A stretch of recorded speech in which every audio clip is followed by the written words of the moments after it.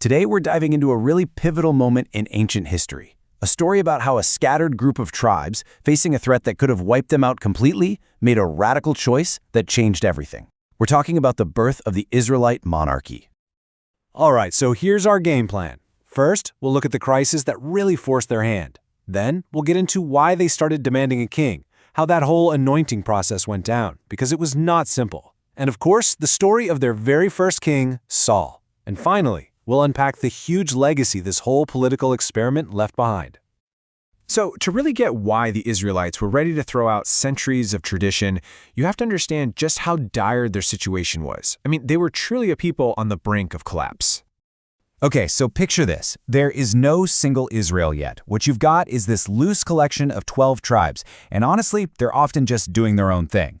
Now imagine them looking across the battlefield at the most organized, most technologically advanced enemy around, the Philistines. The power imbalance was just staggering. And this is where you see the real mismatch.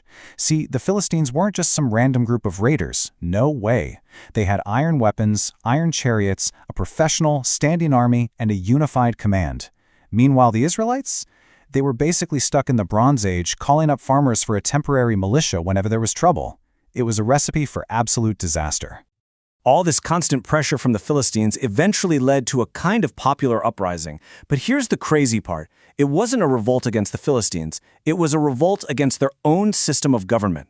The people decided the old ways just weren't cutting it anymore. And this really gets to the heart of the choice they were facing. For hundreds of years, they'd been led by these figures called judges. Now, these weren't courtroom judges. They were more like charismatic heroes who popped up in a crisis but held no permanent power. It was a very decentralized system that really valued tribal independence. But now the people were demanding the total opposite: a king, a permanent army, and a central government, just like all their powerful neighbors had. This quote, it just says it all, doesn't it? This wasn't some philosophical debate about governance. It was a gut-level cry for security. The people wanted a single, powerful leader, a warrior king who could finally unite them and give them a fighting chance. So how did this all play out? Well, the key figure here is the prophet Samuel. He's known as the last of the judges, and he was not a fan of this idea. To him, this demand for a king felt like the people were rejecting their traditions, and maybe even rejecting God, choosing to put their faith in a human ruler instead of divine protection. Yeah, this wasn't some simple coronation ceremony. It was a really contentious process. First, Samuel flat out warned the people what having a king would really mean. He told them, look, you're not just getting a hero, you're getting a guy who will tax your land, draft your sons into his army, and could very easily become a tyrant. But the people didn't care. They insisted. And so the process moved forward, ending with the anointing of a man named Saul. So the people got their king. But who exactly was this Saul? And did he turn out to be the savior they were so desperate for? Saul's reign started off great. He was this tall, impressive guy, a good military leader, and he won some major victories that pulled the tribes together like never before.